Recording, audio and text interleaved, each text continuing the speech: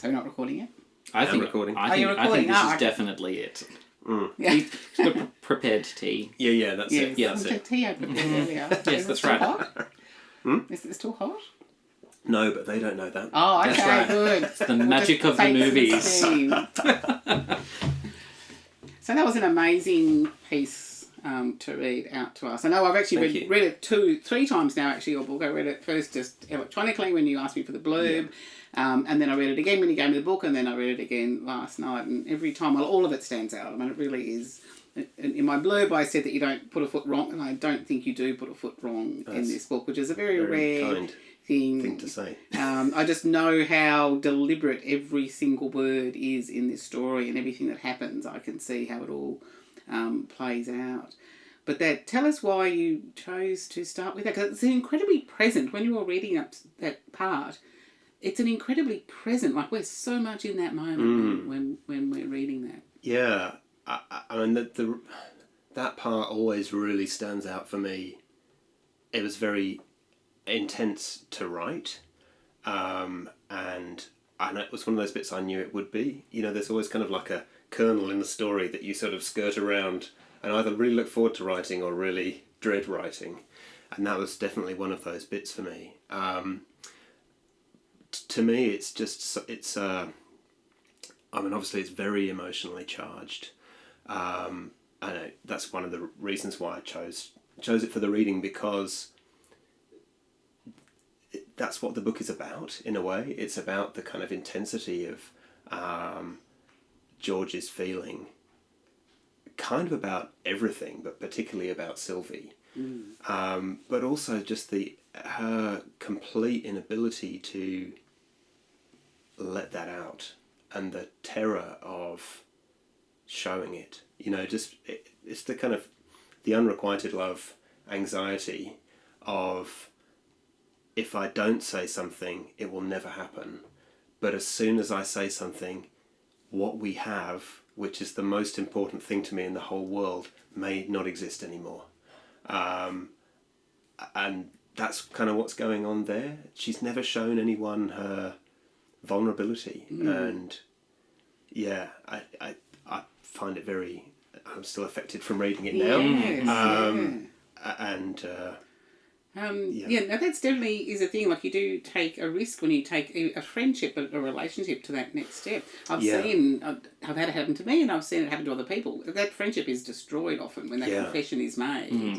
The friendship can be destroyed. Well, and it's that choice to kind of live in a prison, actually, like to keep the relationship going in the form that it is, knowing that your part of it, or in this case George's part of it, is just that it's untrue.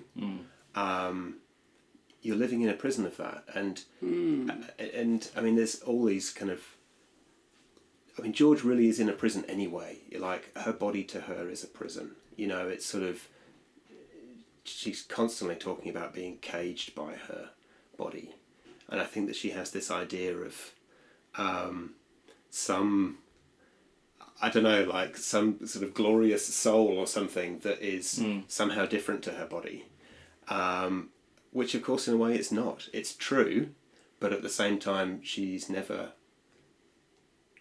different to her body. Her soul image is the same.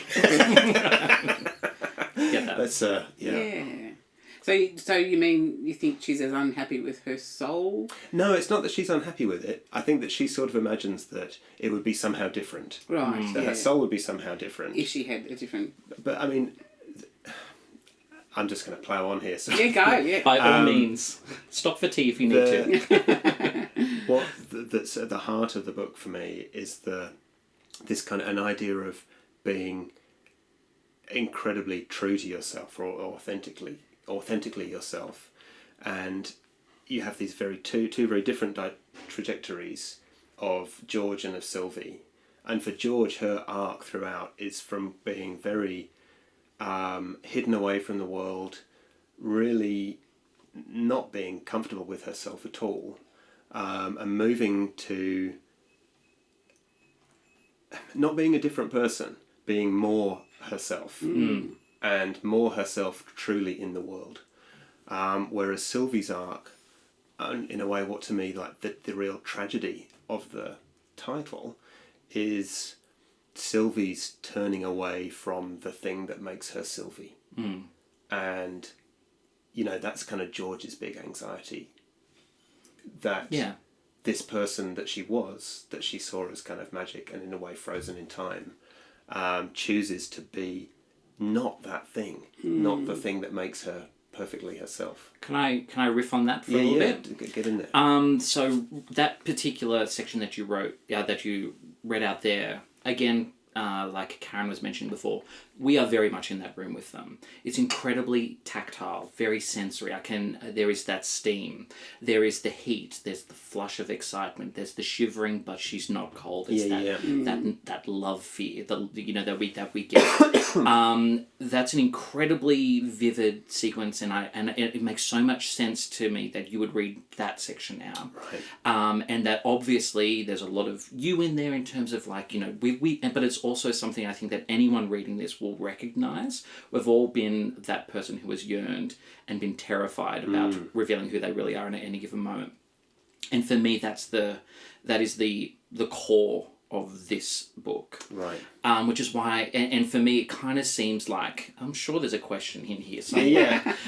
Is that, this is the Jurassic Park, okay, this is the bug in amber moment. Right. Okay, that is solidified in time, preserved perfectly on the page, and now in us as a reader, and certainly within George. And and you talk about unrequited love, right? This is the moment where it was closest to being, she probably thought it could be real. Yeah. And that this is a moment that probably haunts her. Yes. For the rest of whatever comes next, you know what I mean? And so that kind of brings me into that frozen moment in time, that bug in amber moment.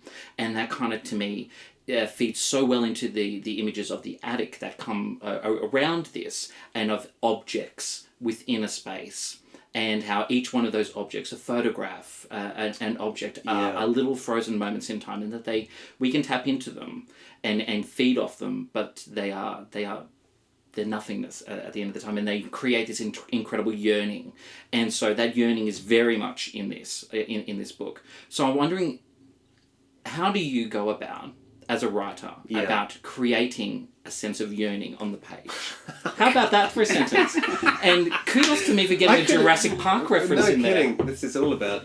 We could have a talk about. So Jurassic Park I think what we're talking about is about technique. We're talking about technique and about tone, and what would be, when you were writing this particular book, authors of influence when it comes to the creation of tone, but especially yearning.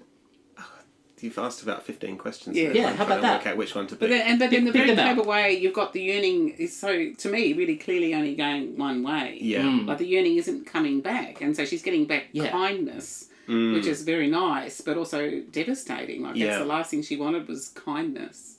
Yeah, and even that doesn't last. That's right. That's right. Okay, let's try and work out what the question was in all of that. You're welcome. No, so technique. I think I'm probably going to sidestep your question a bit with this, but I felt very self-conscious all the way through writing this. When you have something that's in the first person and that's so emotionally charged, the risk of it slipping over into melodrama and just being hammy and boring and, just like reading a sort of teenage diary actually, is so high, and I was so aware of that all the way through writing it.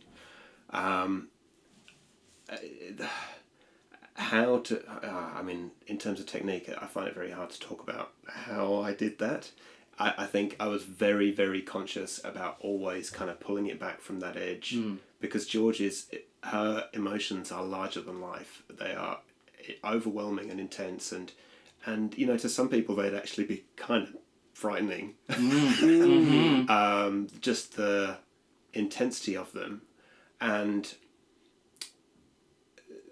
I was always aware of the risk of that just drowning everything else out and being just cheesy, actually. So was always trying to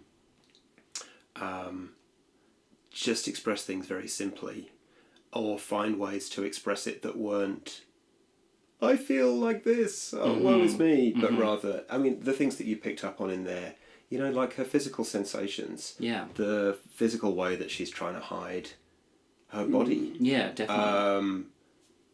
You know, but at the same time, you sort of still can't get away from occasionally saying, I felt this. That's right. Yeah, no, Totally. I thought it was totally. Did you find that the objects are definitely a major part of this, yes, a major definitely. Technique, I guess, into this. So did you find that the objects that you used or that she was touching and seeing and finding out the stories, did they help you get into her psyche into at all? Sylvie? Into George as well. Like Sylvie, I guess we already kind of see her as such a major part of the objects themselves and the shop and all the elements of it. Okay, so I see what you mean. Like, so George's role in the shop and her kind of actual... her relationship with the objects, which is quite different to Sylvie's. Yes, yeah. Well, she's really understanding how Sylvie responds to objects, having not thought of that before. Yeah. I don't know. Yeah, and just I'm the not sure fascination. about do you want to, the fascination with objects? I don't know. Should we talk let's about that a little bit? talk about the objects, because that's what I was when you were on your long rant. I was like, oh great, we're going to talk about the objects now. Objects, and then you were like, Jurassic. and Jurassic Park. And It's really good. We can do our show and tell too if you want. That's right. So yeah, I had a whole bunch of things to say about objects, but I've forgotten them all now. No. So I sort of knew that objects were going to be really important in the book, and that setting of the kind of antique shop and an attic within an antique shop, but I kind of, to me, in a way, an antique shop, the right kind of junky, cluttered antique shop, and an attic are synonymous in a way. They're sort of metaphors for each other. Absolutely. And they both are metaphors for a kind of storehouse of memory. And I have a lot of... somewhere inside me, there is a kind of attic of my mind that... it's like the attic of childhood. How you picture an attic when you're a child. Yes. Which is this kind of wonderland. It's the sort of never-ending story. Yeah.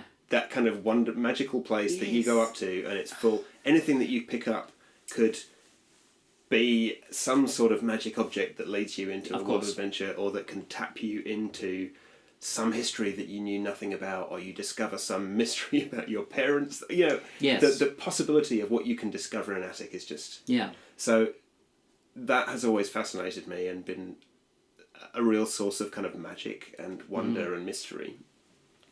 But thinking about what it is about kind of individual objects in that context, I guess I have this almost sort of animistic view of... okay, let me take this from a different route. When you... I mean, think of a song from when you were a teenager, or...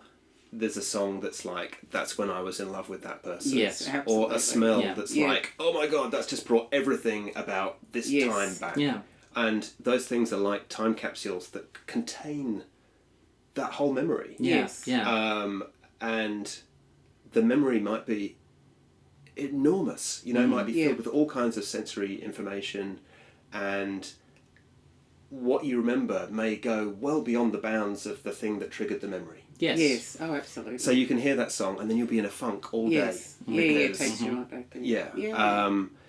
So it was sort of not consciously, but I think unconsciously riffing on that. And like I say, this sort of animistic idea of those memories actually being within the object. Yes. Yes. Not to everyone. No. But that to the right person... yes. Who's kind of porous to that. Yeah. It's just all there. Yeah. And it's actually alive. It's not... these are someone else's memories. Yes, you know? But we need to pass it. Well, I want to show you my object. Oh, okay, yes. Because this is exactly what you're talking about. Now, this object would have a memory for the three of us, right? Yes, it does. Yes, it does. It does. So we played... this is a pick-up sticks, and we played pick-up sticks one night after being out for dinner and like drinks. 3 o'clock in the morning. morning. We were playing pick-up sticks and eating chocolate at 3 o'clock in the morning. So all three of us... now, we were the only ones there. Yeah. All three of us look at this little thing and we have a memory of that night, and it makes us all smile because it was so much fun, and we just talked nonsense and talked books and talked ideas, and so that's the memory that this has. Nobody else has got that memory, and I find that really interesting. Yes. And we can't really express that particular, but we can certainly talk about other games. Like, I don't know how many times this pick-up sticks has been played by somebody else. Yeah, like, who knows? yeah. I got it from a second-hand shop. Who knows where it's been before that? So everybody who's played this has a memory. So that's the sort of thing that you're talking about, isn't it? But also, to what extent were we channeling those people when we played it? Well, look, yes, possible. It's I won, if I remember. I have no memory. No of memory of that whatsoever. Yeah. You have blanked that out completely.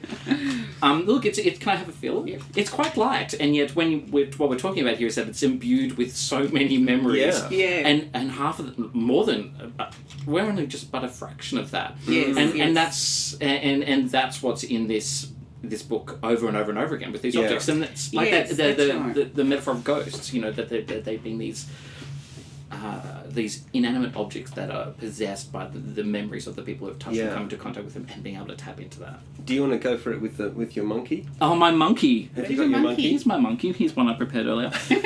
So this is actually something that neither of you would have seen before. No. This is Nick. Okay. Hello, Nick. I've had Nick, and he was bought from a second-hand store when I was probably I don't even remember. I was so young, and for me, it's like there's the pickup sticks where you go like, who has played this before? I'm like, who is sweated and grossed into this thing other than me over the years? You said that much more politely than I thought you were going to. Oh, yes, I'm an adult. Yeah. But no, and the thing that kind of like fascinates me is that this is something that I've loved, and I don't have many things from my childhood. They just kind of fade away. They do. But this has come along for the ride for some inexplicable reason, because I've imbued it with some meaning that is it doesn't exist for either of you, and that one day this will end up somewhere. It could end up in a second-hand store, and that there is going to be a bit of me in that, and so this is the ghost for somebody else to kind of stumble across and to sense that. And there's something hopeful about that too, you know what I mean? And even though the book rides a gamut of emotions, it's not without hope either, you know? Yeah. And I think that that's a great thing about these, also about the metaphor of ghosts. Thank you for picking up on the hope, actually. Yes. Because, a lot of people do pick up on the bleakness, which, there's no shortage of that. But, like, when I originally started writing it, when I had the idea for it, it was just going to be hardcore bleak, you know. Yeah. It's a tragedy, absolutely. But I grew to love George so much over the course of writing the book that I just could not do that to her. And she'd been through so much already that it was like, I just, it had to kind of end. It's that kind of the riff, that she doesn't get what she wants, but she gets what she needs. Yeah. That she Totally. is, by the end, she has resolved her own kind of, or is in the constant process of resolving her personal shit. Yeah. But the thing with Sylvie, that was what she wanted, but that was just never going to happen. Never going to happen. I didn't bring an object because the object that I would have brought is locked at my work. My work is still shut. Right. There you go. So It's another part of the story. You just have to imagine it. It's a plane of glass. Yeah. It's very easy to It's a painting, a not particularly good watercolour painting of a ship and a bay, and it's very drab.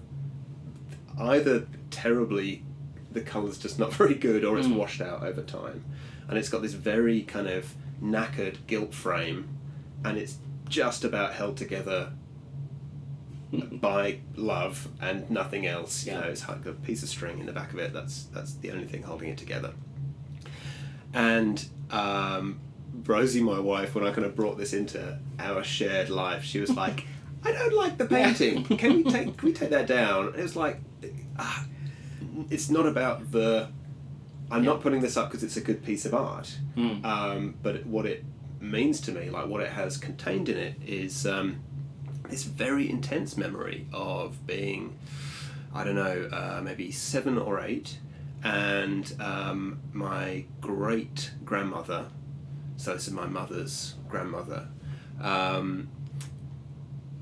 she lived by herself. She was very, very old, like she lived to be 104. So she may have been in her like late 80s, 90s at this time. She lived in this collapsing estate, very sort of Shirley Jackson type of, not that posh, but sort of big and with rose gardens that were just sort of overgrowing everywhere and super wild. Yeah. And that was where my mum grew up. But getting this call that said that it had been vandalised, like, so it was this place was empty.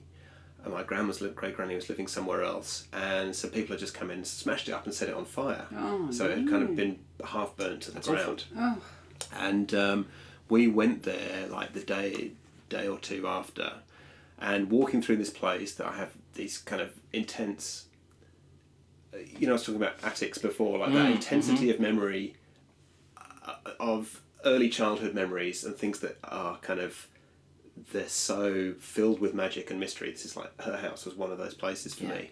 But walking through the sort of half skeleton of it, burnt beams and stuff just in ruins, and after the firemen have been through, it's all kind of flooded, and that weird just stink of burnt stuff. And the memory I have is of crawling through the attic, aptly. And looking through big burnt holes in the ceiling down below, and the two things that I rescued from that house were a 1940s, like a World War II gas mask, the gas masks that were issued to kids, so a little cardboard box with a piece of string and a still functioning gas mask, and that painting.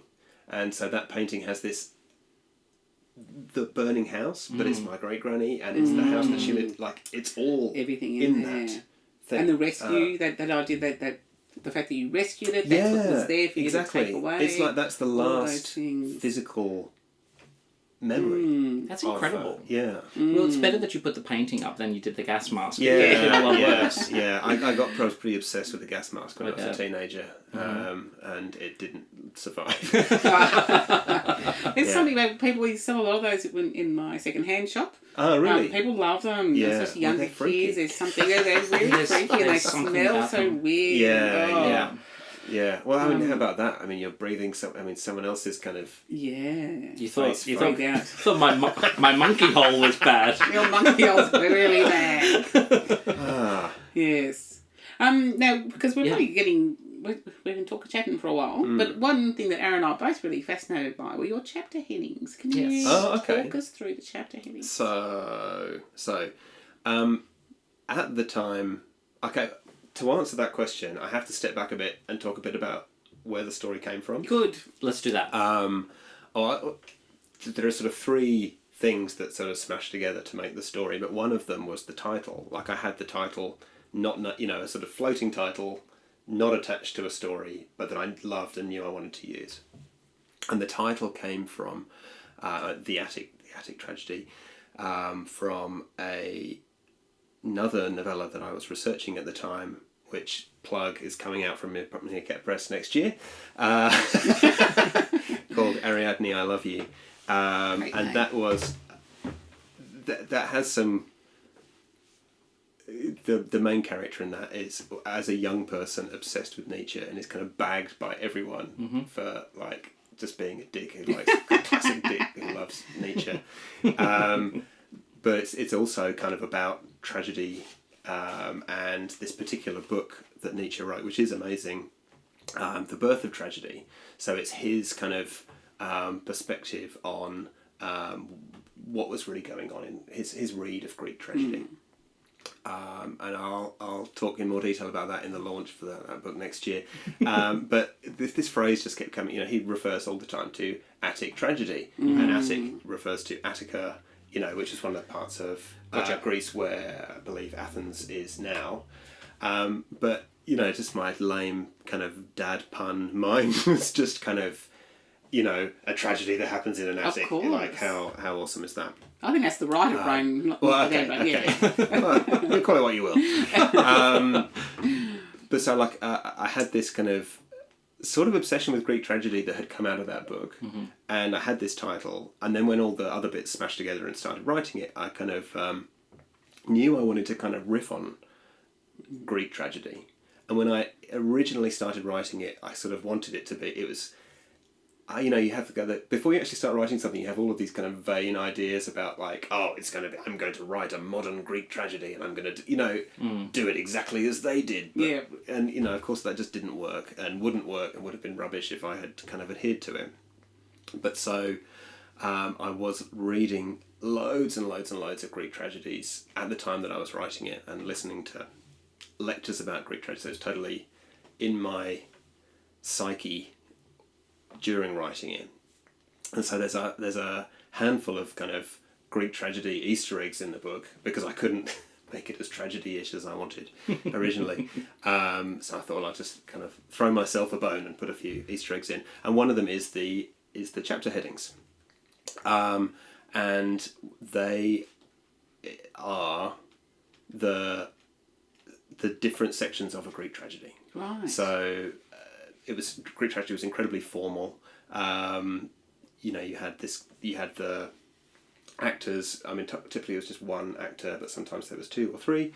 And then you had the chorus, and the whole thing is a kind of riff between the chorus and the whoever's like one or two actors who are playing loads of characters.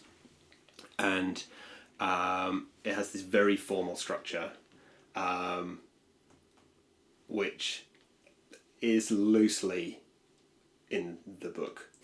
Not in terms of what happens, but just in terms of like the order of things and kind of what happens within them, but it's much more formal in Greek tragedy. So that's where they came from. Oh, cool. So like the whatever they asked, it's prologos and episodii, and those are. I mean, you could look them up. They are specific different sections in Greek tragedy. Isn't he clever? Are you still making Greek tragedy related dad jokes around the place? Because if not, that is a missed opportunity.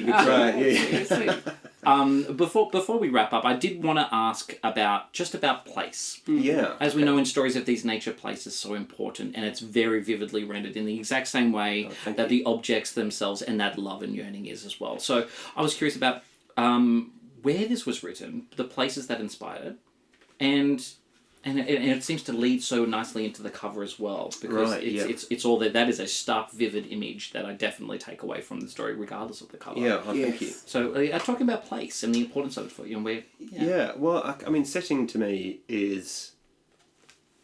I want to say it was sort of like I was going to say the fifth Beatle. That's a terrible simile. It's the one that got fired. It didn't go. No, it's like this kind of It's a character. Yes. And it's as important as a character. Yeah. And if the place doesn't come alive, for me, the story doesn't come alive. And, I've got so many stories where it's like, this idea is brilliant, and I love this character, and I just can't make the setting work. And so it doesn't work. It doesn't go anywhere. Yeah. And I think, I don't know if it's a sort of, some kind of dysfunction in my brain, but I literally, if I cannot imagine myself into the place or know the place enough to be writing it, the story just doesn't happen. Because, I mean, like a character, there's that kind of interaction. It interacts with the characters. Yeah, absolutely. And the setting, it contains the characters, but it also kind of throws things in the way. I mean, they run back through a storm. Yes. That whole thing would not have happened. Yeah. George and Sylvie would probably not have gone back to the house if it hadn't been for the storm. So there's all of these kind of interactions that sort of shape the story and shape the characters. And the characters are a reflection of the place that they come from. I can't remember where it was written. I wrote it here in Canberra, but before coming to Canberra, I lived in the Blue Mountains for 5-6 years. Yeah. And this is very much a Blue Mountains book. Yes. You can see on the third read, you can see all of that coming through. Kaaron, I reread it last night, and it felt like the Blue Mountains. Right. Completely. It really did. It does. Yeah. Well, it's that, but when I originally had the idea, I didn't have a setting for it, but I think because I just moved from there and missed it. It's a wonderful, it's just such a beautiful place. Yeah. And it's an emotional place, actually. Yeah. Temperament, weather-wise. Yeah. It's a temperamental place. Yeah, of course. And it doesn't do anything by halves. The storms are vivid and they go on for weeks, and it's either kind of just super grey and bleak, or it's the most beautiful place in the universe. But also, like in Katoomba, you have a whole street just full of antique shops. And the kind of antique thing, it just somehow slotted itself in there. Absolutely. The antique shop is... When I think about the antique shop in this book, I can see a particular antique shop in Katoomba from the outside. Mm-hmm. Inside, it's just the attic of my mind. But the outside is very much this one place. The actual town of Blackworth, it's a bit Katoomba, but it's smushed together with a whole load of other... It's a kind of composite of all of my favourite and least favourite aspects of the mountains. So, sorry, we talked a bit about setting in terms of antique shop and attics and stuff at the beginning. So I guess it makes absolute sense to me that you feel that way about the Blue Mountains, because I think that taps into that sense of yearning that's through all of this. Right. I sense that this is a place that you love and miss. And that's in the book too. It perfectly fits. So you couldn't have picked a perfect setting for this story. Couldn't have presented itself in the attic of your mind more apropos. If you know what I mean. It's meant to be written there because it's in the yearning of the story as well. So how does that filter into the cover? Okay. So, in Katoomba High Street, which is where all of the antique shops are, there are...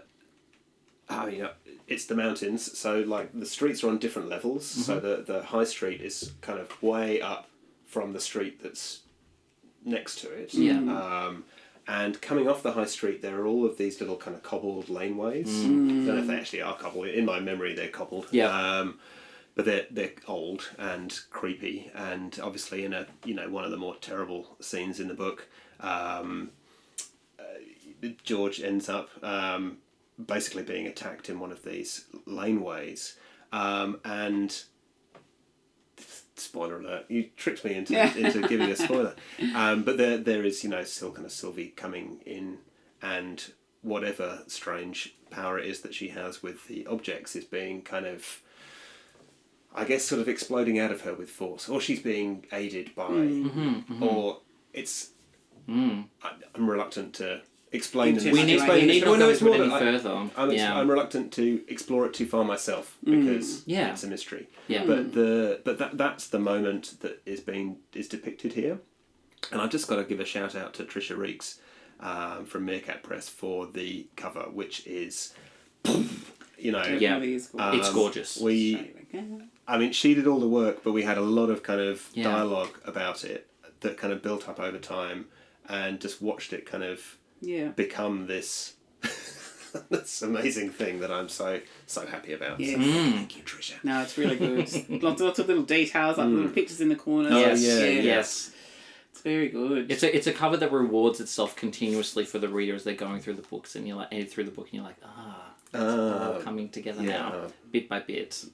Thank you. And I feel like we need to have a second go at this, because there's so much more. So much more to talk about and so much more to discuss. But have you got anything you wanted to say before we sort of finish No, I don't off? have anything to say except to say, thank you both so much for doing this. It's been a real pleasure to talk to you both. That's fine. Oh, and I really appreciate that you read it. and liked it, thank goodness. Thank goodness. Thank you for not writing a really bad book, because it would have been so awkward. Yeah. We'd have been like, so... Yeah. No, luckily I really the blurb, like it. I read this book. Yes. You can too. Yeah, that's right. Yeah. No, but thank you. That's really grateful. Really, no, absolute. Congratulations. And thanks everyone for thanks coming for joining along. us. And isn't he fabulous? We love Joseph. I'm going to cut that terrible. And break scene.